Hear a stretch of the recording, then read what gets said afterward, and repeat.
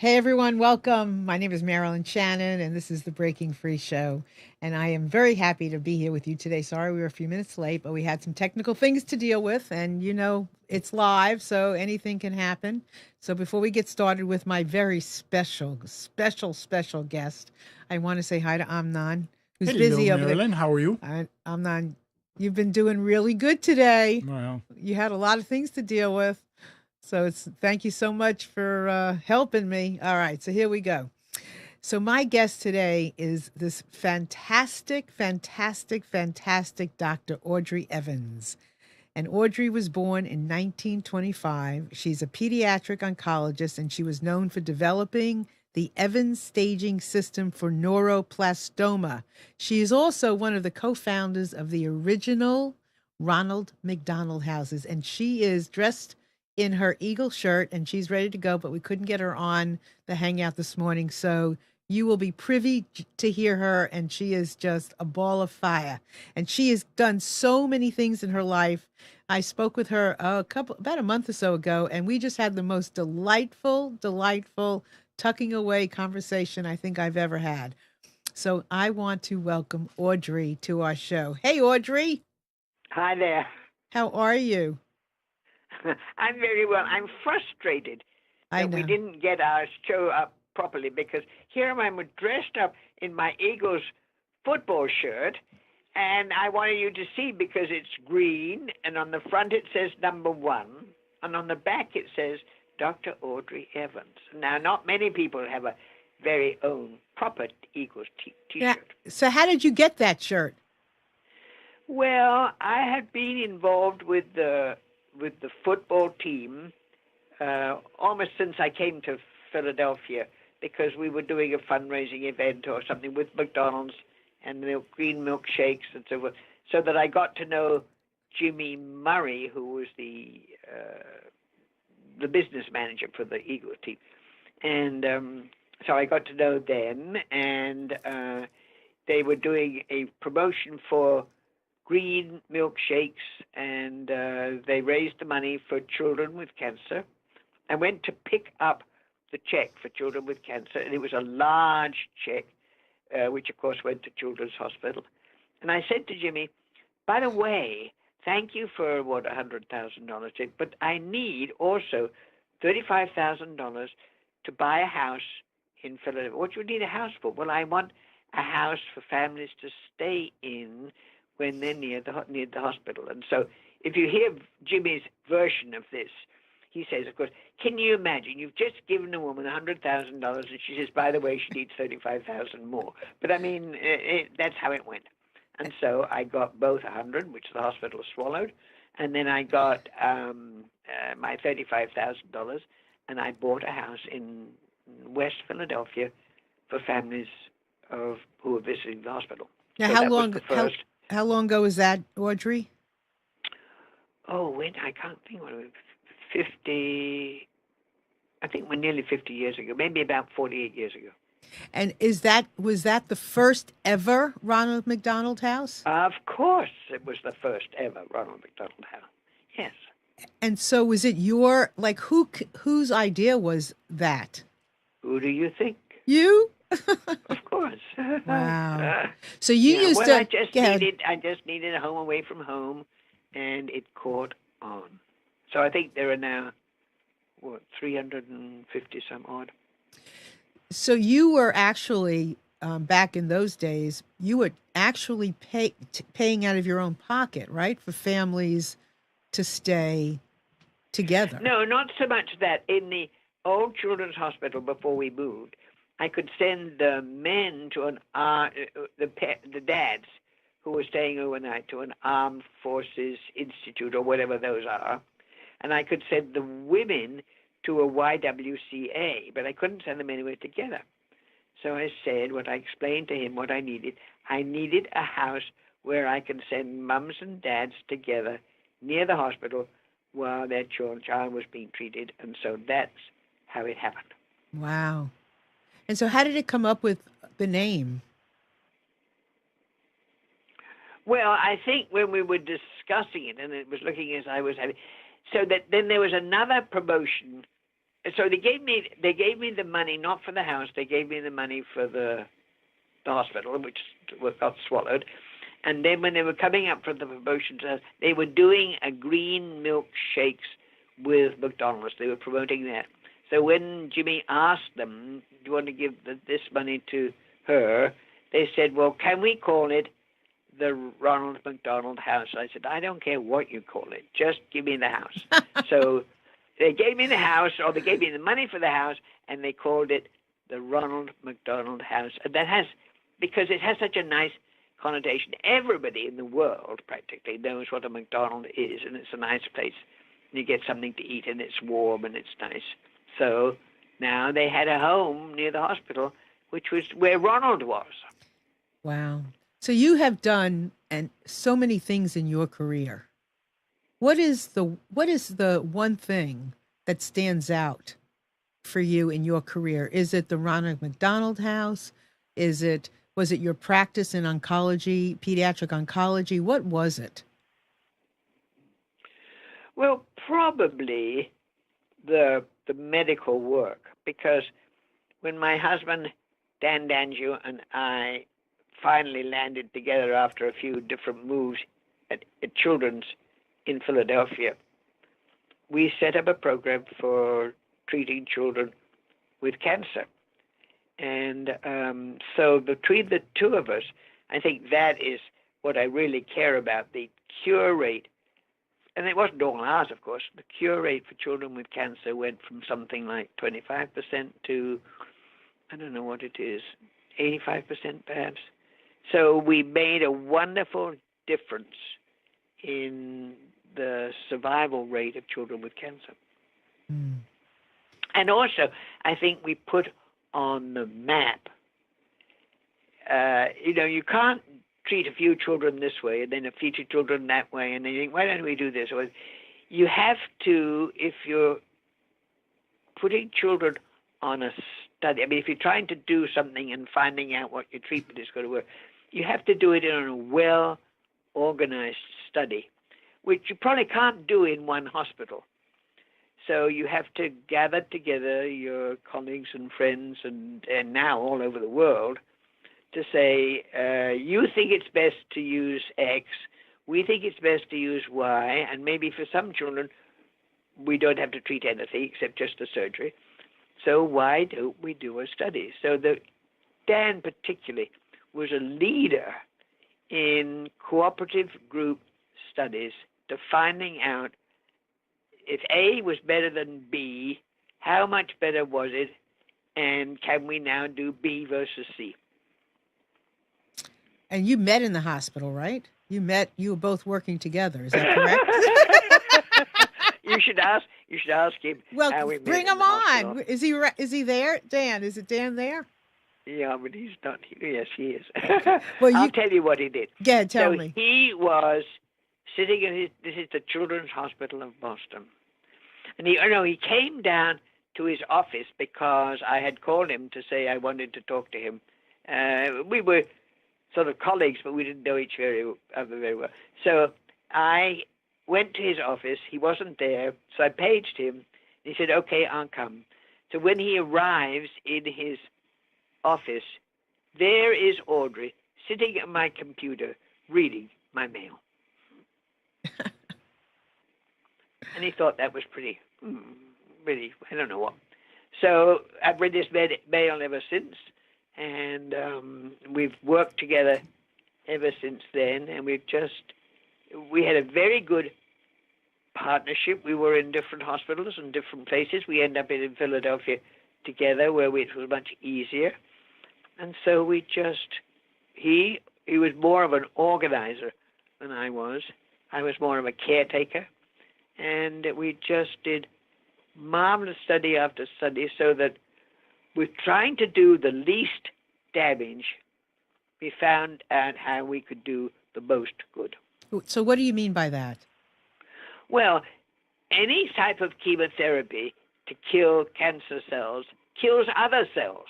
It probably goes after any other cell that is growing and dividing, like your blood cells start with young ones, and then they grow older, and so all the cells in your body are turning over. So cancer practically has an effect on almost any of these cells. So you have to try and limit and focus your drug on the cancer cell and do the minimum amount of damage. And so to do that, you have to organize a study with enough patients to get your answer, and then treat them according to the protocol and come up with the analysis of what you did. So it really is important to have a team when you're working yes. in that condition, isn't it? Well, you need more than doctors. You need technicians to see that whatever things you need are collected. Certainly for oncology, you need social workers to hold the hands of the people that were going through this. You needed a big team. Mm-hmm. So, and why pediatrics? Why children? Well, I think pediatricians are more malleable and more caring for each other. Somebody who knows exactly what you have to do with somebody with lung cancer isn't going to get anybody to tell him, why don't you do this or that? He knows what to do. He's a big cheese. He knows what to do. So he's not going to get you to do anything else. But pediatricians are much easier going. And they said, okay, well, why don't we try and do that? So it was, and pediatric surgeons and radiation therapists, like radiation therapists know that they can cure cancer cells. And of course, they don't bother too much about they're getting killing other cells too. So, but anyhow, pediatric surgeons, radiation therapists, and chemotherapists are more, I don't know, I shouldn't say they're more friendly, but they are friendly, and they're quite prepared to do a study and find out what they think they're doing is right. It really does make perfect sense. I mean, it does. It does, without having experienced it myself. I mean, certainly having children and so forth. I mean, pediatricians seem to, you have to listen more as a pediatrician because your patient isn't really telling you very much. Right. Right? And you have to talk to his mom and his dad and maybe his school teacher, and you have to figure out what's the best to do for the child. Wow. And you did all of that. Yes. We were ones who felt it was very important to include social workers, because I think it was Dan's idea that a sick child creates a sick family, because there's too much focus on the one child and the other kids get left behind. So you have to think, you should treat a whole family, decide what's best for everybody.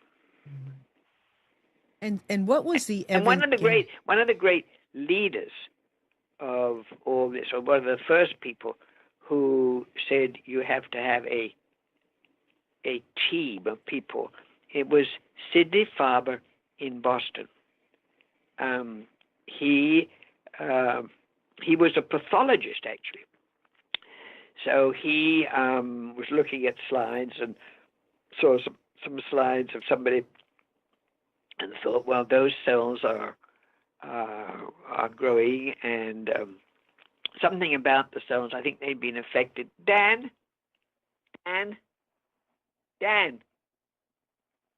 He can't hear me.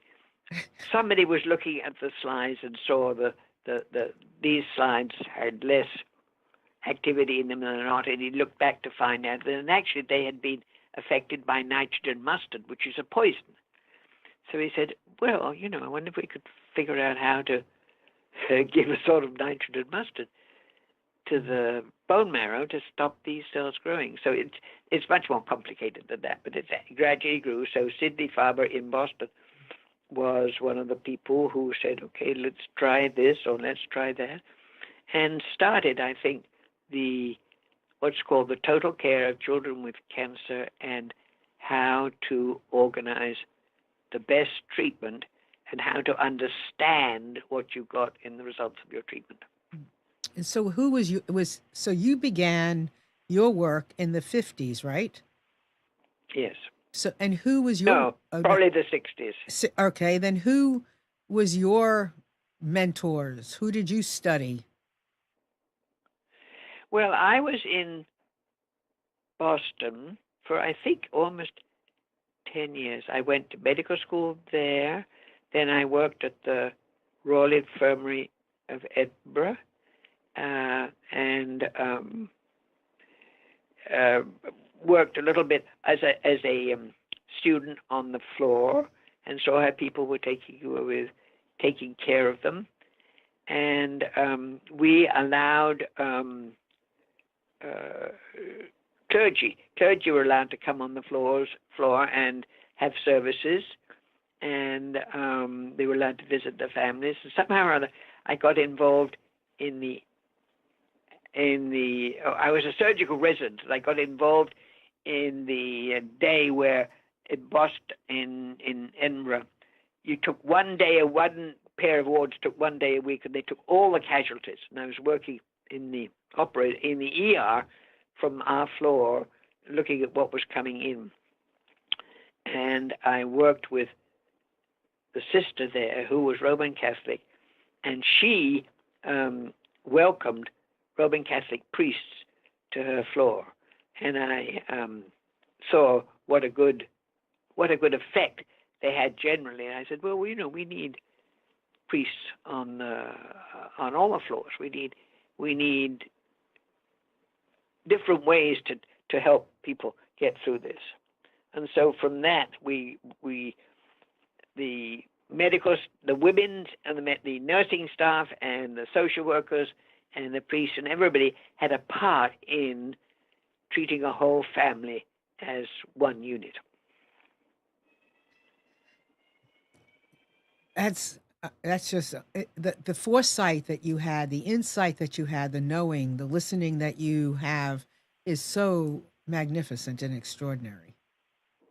Well, I was in church one day, and somebody was talking in the sermon, and somehow or other I suddenly heard in the sermon, why did I come to the United States? And it wasn't just as a pediatrician taking care of children with cancer. It was what to do about children who were dying, who were going to die, and you knew they were going to die.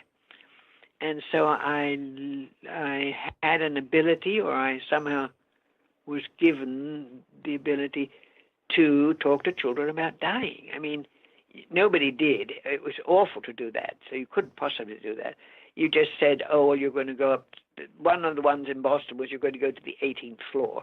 Well, there was no 18th floor, and the kids knew there was no 18th floor, so they knew what that meant. But you couldn't talk about it.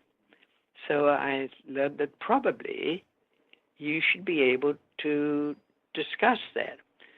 So I talked with children a little bit about heaven. There was another place.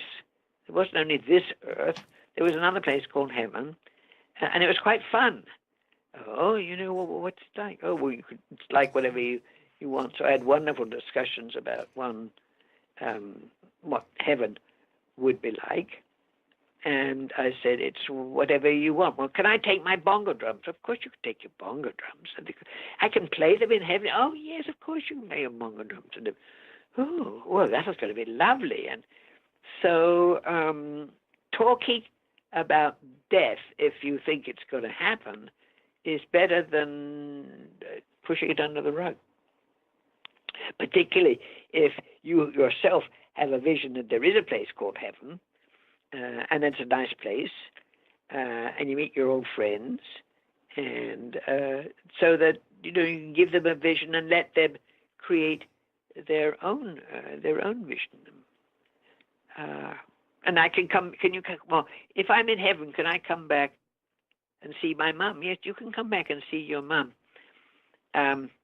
She'll know you're there. She can't actually hear what you're saying, but she will know you're there, and she'll be very happy that you've come back to see her. Oh, that's going to be good, right? So Audrey, the gift that you have, this insight that you have about heaven, did you always have that? Well, yeah, I always had a strong religious background. I mean, I was brought up in a Christian family, so I knew that I said my prayers to my mother every night. First, she would say the prayers. Then, as I got a bit older, I could say the first verse of my prayer, Jesus, tender shepherd, hear me. And then, so I knew there was a heaven. I knew there was a Jesus. I didn't know so much about God. I knew there was a Jesus. So I had this marvelous argument with my mother when I think I was 5. I was saying what I wanted to wear for church tomorrow, and we were getting ready for bed. So she said, "No, Audrey, you can't wear that for church. It isn't right." I said, "How do you mean it isn't right?" She said, "Well, it's not the right thing for church." I said, "God doesn't he doesn't care what I wear to church. He sees me all the time. He sees me in the bath, so he could care less what I wear." So she said, "Well, right. Oh, well, we'll let that one go." And, I'm sure God doesn't care what I wear in church. You have such a way of making life so full and fun, and special. You have this knack for just, I mean, everything you look at, I think, has a fullness to it, whether it's life, death, whatever it is. Friendship, right? Right. I just love your whole being. And we have a question on the chat that I want to ask you from Chris. And I want to suggest that for all of you out there, if you would love this opportunity to chat with Audrey, this is a great time. Whatever the question is, she's got an answer. So please feel free to call us at 919-518-9778, or you can connect with us on Skype, and that is computers, the number 2, K Voice, anytime you want, or you can come into our chat. So here's the question. What do you think about the new research using the body's own immune system to fight cancer? Oh, it's wonderful. It's so perfect, because anything you use as a chemotherapy or surgery affects normal tissues as well as malignant tissues. If you can figure anything out, either something that only affects a cancer cell, or telling the body this is something you shouldn't have, and if I can influence your immune system for you to kill it yourself, that would be very important, because probably doesn't have much in the way of side effects, because the only thing it's doing is telling the body to do this. And if you can learn how to tell the body genetically, do this and kill a cancer cell, it doesn't have, I may be all wrong, it doesn't have much in the way of side effects, which chemotherapy has bad effects because it doesn't know exactly what it's focusing on. So this is focused, pinpoint treatment. So is there a time in a patient's history, life, that they've used chemotherapy too much, and then going into something else, it's too late? Is that a possibility? Oh, well, I think too much chemotherapy can be lethal. So, I mean, yes, well, too much chemotherapy at the time, if the dose is wrong or something like that, then it can be lethal. Also, chemotherapy is mostly focused on growing cells, and so even older people still have cells like your nails grow and your skin grows and your I don't know what else grows, but so hair in your hair grows, right? Yes, you certainly do. Your stomach, your hair with a good dose and of your chemotherapy. Your weight grows. Yes, right. So chemotherapy, unless it's focused on a specific thing, either on a specific cell only or focusing on another cell to jazz it up to say, by the way, you go for that one. So yes, the more specific chemotherapy or treatment can be, the better. So tell us what the Evans staging system is. Well, that's no big deal. I mean, it gets into my bio, but it isn't a big deal.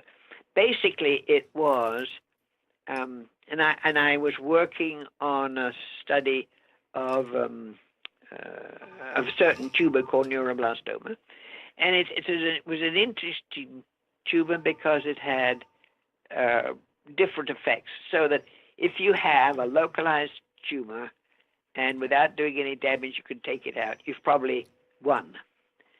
And if you have a localized tumor, you have to decide where it is.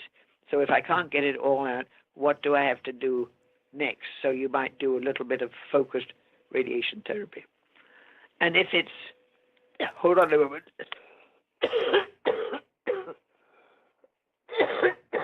Sorry. And if it's widespread, then you have to use systemic chemotherapy.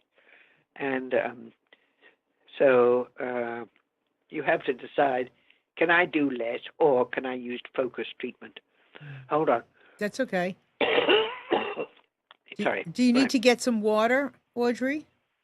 No, but I'm going to have another good cough. Hold on. Okay. I think it's gone now. Okay. Right. So limit if you're using poisons, they're all poisons, limit them to only affect one cell. Then if you kind of figure out a way to tell the cell, you are growing in that direction, which is the wrong one, go in this direction, giving it a specific message, then of course it's much better because you're not affecting any other cells. So if you were to do anything now, would you have done anything different, or we enter into any different field of medicine? I doubt it, because I think my skills were empathy rather than brains. I was a woman who cared. And so that was the skill I could bring with other people who could do other things, like my husband did radiation therapy, and he killed tumor cells. And he also knew, try not to do as much more damage than you have to. So he was very good at, because he was a pediatric radiation therapist, he was as good as I was as trying to limit the bad of what you do and maximize the good. You are so amazing. I mean, you're humble and real. Well, I hope I'm real. You're I real. don't know about being humble. You're humble and real. I mean, and it's, you were a great mediator of resources. You listen, and maybe you didn't know it all, but you knew that more heads were better than one. More hearts were better than one. Right. Well, and I did have, I had my pediatric oncology work. Then I had McDonald House, which was sort of by accident we started. We never thought it would go there. But, how to take care of children more than by chemotherapy. So the place to stay. And so McDonald House is a huge program. It only could have worked to have a huge organization like McDonald's that is all over the world, who say, that's not a bad thing. Why don't we do those? So that's great too. And now in the work that I do in St. James School in North Philadelphia, that's much more limited and focused. But it's just great. We started as a Christian school in North Philadelphia that has the worst gun violence in the United States. And most of the children who came to our school were brought up by adopted grandmothers. So, so that was wonderful because here we are, a group of people trying to do a good job in education, but in the same concept of total care. Are they hungry? Are they homeless? Are they exercised? Are they healthy? So total care in taking care of a child at a school in North Philadelphia. That was great. Yeah, I mean, it's really and truly, it's total care, total holistic Right, is the only thing that, I mean, that works really. right, I mean, it right. makes perfect sense to me. It's very expensive. I can't tell. I mean, no way could a public school system do what we do for children because I can't. I'm not even going to tell you what it costs per child. There's no way a public system could afford that. We just pour the money in. Yeah, but isn't it? Would the public system be able to afford it if the public system only did that? No, And we couldn't. it couldn't. But I We mean, couldn't. it costs No. us so much money in the long run when when kids are roaming the streets, get into crime. If you take all of those aspects of what goes on and you port it into education. Well, it's difficult to think that people could get that insight. You know, I mean, the like half. I mean, education. I think public education is paid by the taxes that people who pay to their state and their government. I mean, that's where the money comes from. So I don't know, Hmm. and they don't want to pay more taxes. Hmm. So I think if you decided to run a proper, wonderful school system, you'd have to pay more taxes. And I think people, I'm not terribly interested in North Philadelphia. No. Hmm. I live in Bryn Mawr, and I have to spend enough in Bryn Mawr on the roads and whatever. Hmm. Absolutely, absolutely. So, what do you do now? And how long has it been since you are basically retired from? I Um, don't know when I retired. I don't think I have. I don't So think let you me have think. either. No, what do I do now? I say to my husband every morning, "Is this a nothing day?" He says, "No. You have a board meeting at so and so. You have to do an interview at that. You have to."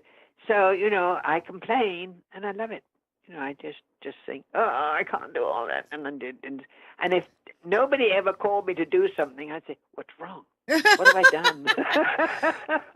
Well, you know what? You today. I couldn't think of a better guest to have on my show today than you, and it's my birthday. Oh, happy Thank birthday! you, and I get to celebrate it with you. Yes, isn't that lovely? It Let me think. is. What can you have? What can I send you for a Oh, birthday? no, no, but you and I are gonna, you and I, when I come up to Pennsylvania in the next couple of months, you and I are gonna have a special lunch, Oh yes, right? are you coming? I am gonna come, and Oh, lovely. you're gonna take me for tea. Well, I think we should do lunch at Park down the road. Okay, wherever you say, I'm coming. Lunch. We'll go lunch at Park. My Okay, treat. all right. I want to see your home because I know that it's. Oh, it's lovely. I It's know. gorgeous. Can you tell us a little And bit? my birds. Tell us about your birds and your home. Well, our home. We were very lucky. We just landed in it by mistake. I lived in a row house on Spruce Street. Good. A 3-story basement attic house, and we decided that I can't remember what that it was too much. It was ridiculous running a house like that, and so we came into Philadelphia. Dan was looking with me. He was still married to Jean then, but anyhow, he was a good friend, and he was looking around. And we came to this particular apartment building in Philadelphia. And we said, "Do you have anything there?" "Oh, no, we never have anything." And then somebody there at the office said, "Wait a minute, Mr. Jones," or whatever his name was, is going to be leaving in, I think we asked for a 3-bedroom apartment, so they don't have any 3-bedroom apartments. I think, so Mr. Jones is leaving in, a few weeks' time. So she said, "Can you wait?" I said, "Oh, yeah, we can wait, all right." Well, you should go up and see Mr. Jones' apartment. Other girl up there said, they don't have to go and see it. Just tell them to take it. We said, well, maybe we'd like to glance at it. So we have this gorgeous apartment. The building is a big building at the back with two arms. The arms stop at 17. So we have 18 and the roof of the arm that stopped at 17. So we have a sizable roof with trees, a couple of fountains, deck chairs when the weather's nice, and we have at the moment a large group of finches, boy and girl finches, about 6 or 7. Well, we may even have about 7 pairs, so that's 14 finches. So they sleep somewhere else. They sleep around the corner and down the street. But they spend the day with us. They're on the trees. They are given seed, hanging seed feeders, hot and cold baths. Well, a cold bath, actually they're both getting pretty cold. So they drink in the bath water, unfortunately. And anyhow, and so they spend the day here and have food, water, leisure, trees. It's just perfect for them. Unfortunately, they go somewhere in the south for the winter, to, I guess, lay eggs and have babies. So I'm not going to see any babies, which is probably a good thing, because how are we going to get them off? Well, how are we going to get the babies off when they're learning to fly? But they come back and they come back to you, huh? Yeah, I mean, I don't know how we're going to do that. But so I'm glad they go away and have the babies. Then they come back again next year. So here's another question for you, which is a really great question. What was it like being a female doctor back in the 50s, 60s, 70s? What was it like? Oh, the 50s. Well, do you have half an hour? We have some time. I have a great talk about women who made it in the world of men. And it's a pretty good group of women who made it in the world of men. So medical school was limited mostly to men. The University of Edinburgh took 10% of each class were women, and they were rather far-seeking to take women at all. When I came along, it was, I guess, pretty much the same. But my sister was already in medical school, so I could sort of follow her around a little bit and get in partly by the back door. So I got in when she was a resident there and working, so I would go to what she was doing and I could watch things, and then I finally got to help a little bit somehow. I can't remember how.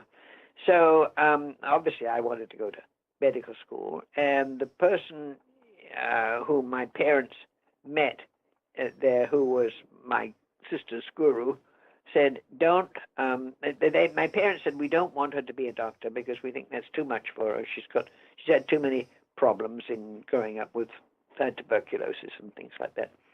And so we think she should be a nurse. He said, if she wants to be a doctor, let her be a doctor. Well, she could make it, we'll manage.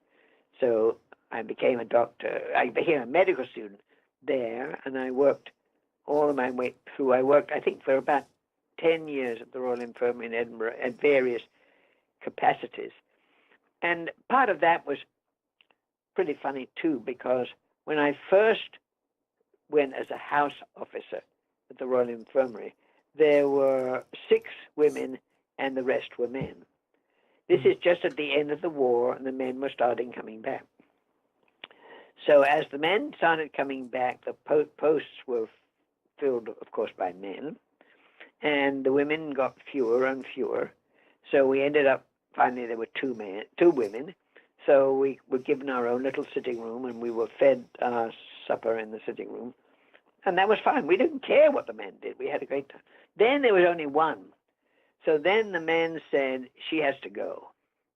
We can't have her in the mess, like an army mess. And so I explained to the people who ran the place, well, where am I going to go? And they said, well, you can. There are rooms for staff over on the medical side. I said, I can't be over on the medical side when I happen to be the only neurosurgical resident, and it's about 20 minutes to get from one to the other. And I said, my boss says I can't sleep there, and I have to sleep in Sister's suite on the floor. Sister's the head nurse. So I said, and Sister doesn't want me anyhow. So I went to the general to explain this problem. Not the general, what was it? The superintendent of the hospital, which happened to be an Indian Army general. So you can imagine what he was like. So I explained this. So he said, well, there are 2 residence rooms up the tower. There was a tower of something between the 2 big wings. He said, there's 2 residence rooms up there. So I guess you could sleep up there, and that's not so far. It's half the way. So I said, okay. So if you wanted to have any unseen activities, put 1 boy and 1 girl resident up a tower together, all by themselves. However, we were much too busy for things that you think we should not do. The only problem was all the locks were taken off the bathroom doors. So when I went down my tower steps and round and into the bathrooms, I had to sing in the bathroom to tell people I was in there. Oh my goodness. Well, that leads me to one of the next questions. Is why about bathrooms? No, this is about why did you want to be a doctor over a nurse?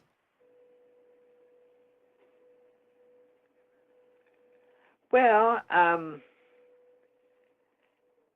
don't know, because now my sister's a doctor by now, and I thought they had more fun, and it was more exciting to be a doctor. Okay. Because I'd been exposed to my sister's colleagues, and they seemed to have a great time. So I said, no, I want to be a doctor. Gotcha. All right, now we have to for just a moment talk about how long have you been married to Dan? Oh, not long. I know. Wait a minute. Let's see if he's awake. Hold on. Dan? No, he's asleep. About, I think it's not quite 10 years. And this is your first Dan, marriage, are you awake? right? Dan? Yeah. When did we get married? What? When did we get married? February 1st, 2005. 2005. Okay. So and I was born 13. in 25. So that's you're married 13 years. No, that's not it. Oh, yes, right? Okay, 13 years, right. And he's your first husband, right? Right. Mm-hmm. And you dated for a while before that? No. We've worked together for 40 years. We knew each other pretty well. So you were like 80 years old. No, wait a minute. I did more than that. I was the sort of extra aunt to his family. So he had 2 sons, and the boys, the 2 sons, one was a priest and one is a doctor. They traveled with me for years. In the summers, I gathered a group.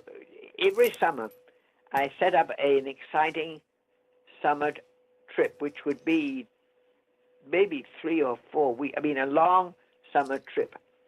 And then I would invite my friends' children that were apparently prepared to let me go, and the children would all say, oh, yeah, we'll go with you. And so we traveled all over the world. We traveled to at least 3 Olympics. We traveled to the Caribbean. We dived. We rode horses. We just had a great time. And mostly people would say, okay, you can take my kids. And so off we would go, and I would travel with probably 4 kids. And whose kids were these? 2 kids were Dan's. Okay. And one of my friends in Boston, her daughter who died. And I think they were the kids of my friends. And of course, the kids thought it was just wonderful because it was a very different life from what they led at home. And So and the kids and the parents were said, well, okay, yes, all right. So you can have the kids.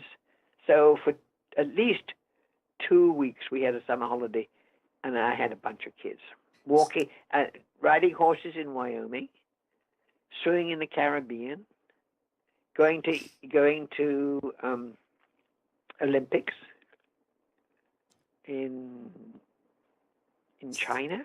Wow. I can't remember. All over the place. So you were 80 years old when you and Dan got married, about. Correct. And Correct. And what was that wedding like? What was your wedding like? Somewhat limited.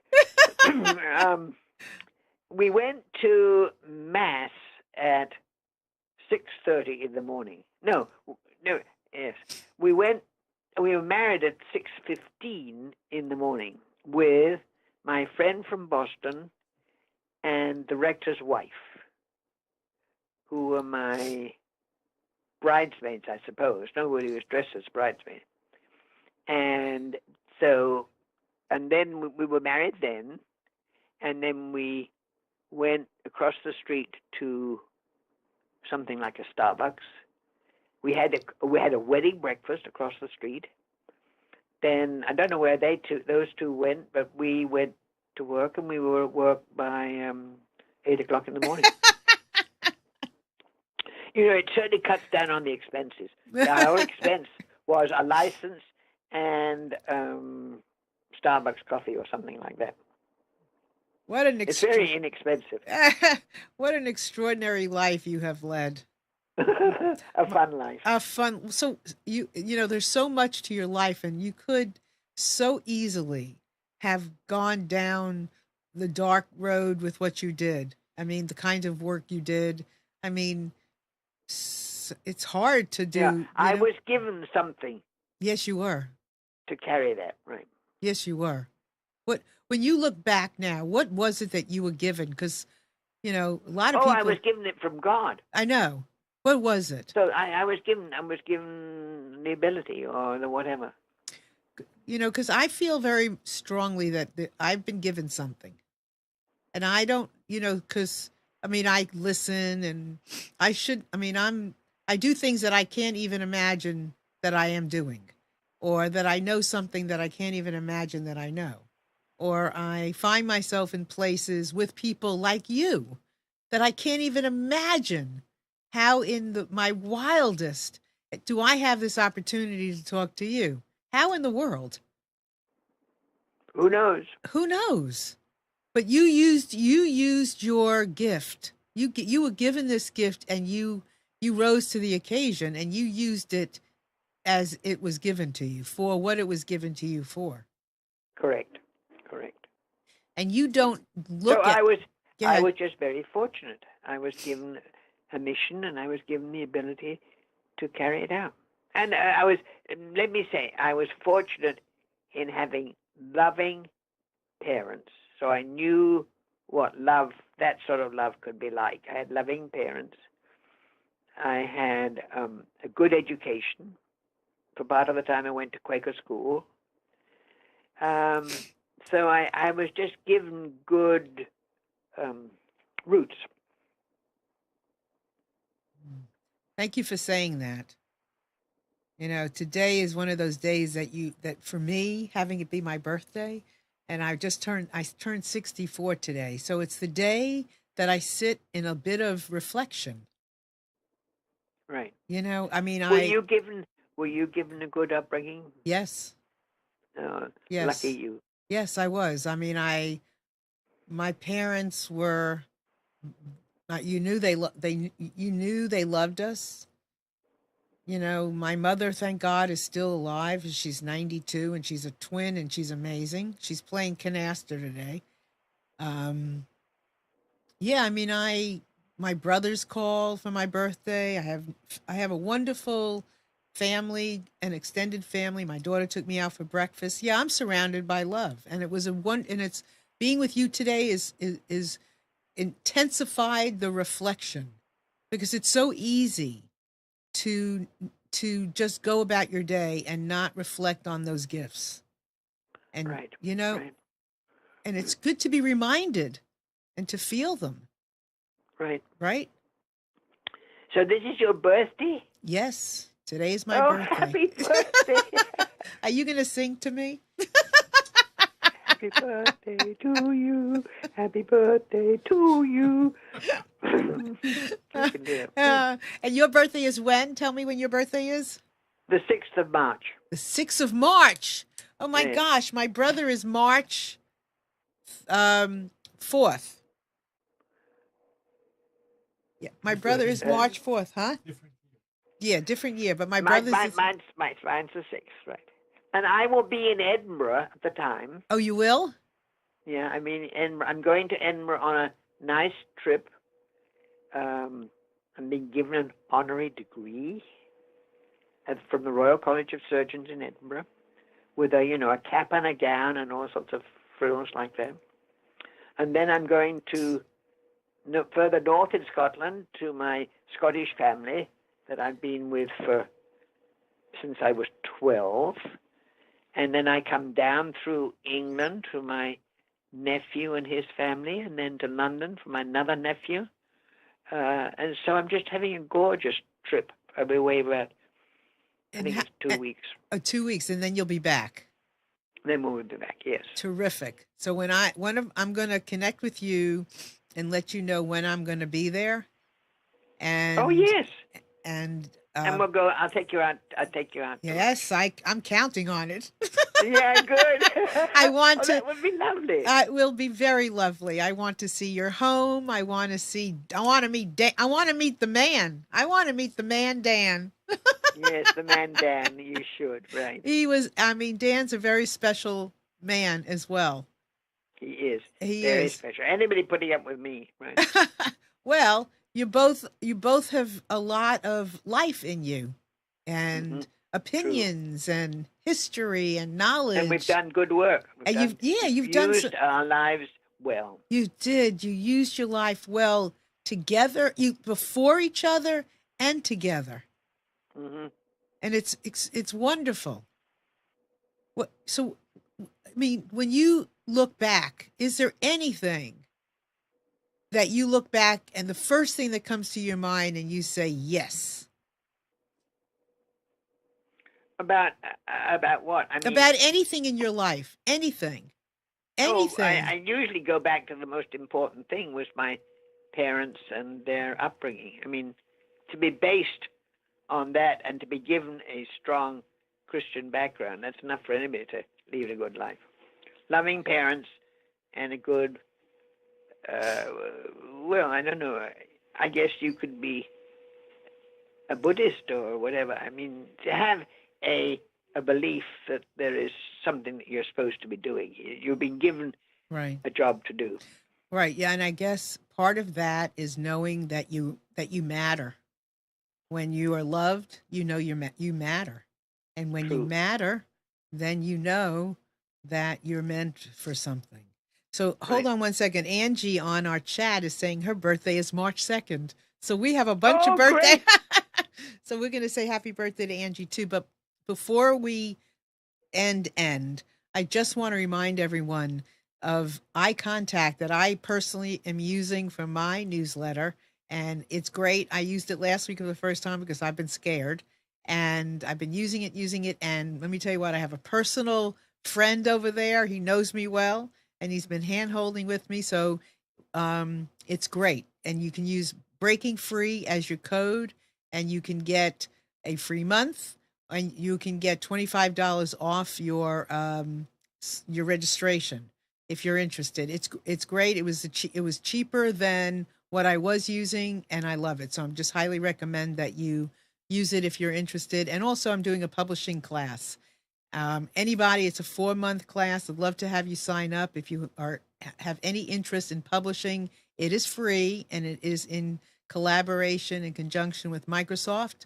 So give me a holler at Marilyn at MarilynShannon.com, and we can talk about it. Audrey, yes. Did you watch in our final moment? Did you watch the game last night? Oh, did I watch the game? And that's why I'm so sorry we're not on Skype. because I'm wearing my Eagles T-shirt. I have a wonderful, real Eagles T-shirt, which is on the front it says a number 1, and on the back it says Dr. Audrey Evans. So it's a real Eagles T-shirt. So I wore it last night with pride. Well, will you do me a favor? Will you have somebody take a picture of you, and then we're going to post that picture? Okay, I'll certainly do that. Will you do that? That would be wonderful. We're going to post it on Facebook and everywhere, and show everybody who you are and what we didn't get to see today. All right, I'll do that. Right. Well, it has been just such an honor to have the opportunity to have spoken to you twice. Right? The first time? Fun. It was fun. And you are just a delightful person, and I am so honored to have gotten to know you. It was great, right. And we'll see each other again. Yes, we will. Yes, we will. And for all of you out there, thank you so much for being here today. And before we go, I just want to remind you also about my book. Amnon is so good because he remembers. In Just One Afternoon, Listening to the Hearts of Men. I have great stories in there about men, their personal stories that they have shared in their words.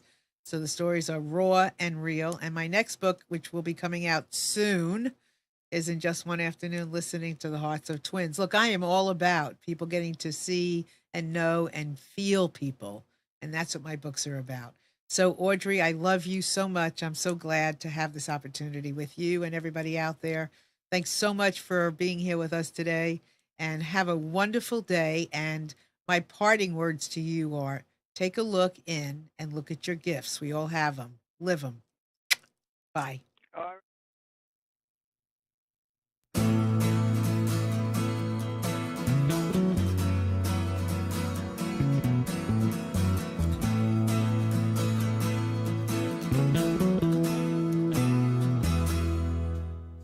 You are tuned to the Nissan Communications Network. If you tuned in too late, you can always watch each program in its entirety or download an MP3 audio file of it in the archives section at nissancommunications.com. Don't forget to subscribe to our YouTube channel, follow us on Twitter, and like us on Facebook. Sponsored by Telestream's Wirecast software, StreamingGear.com, Carolina Apparel, and DeltaForce.net.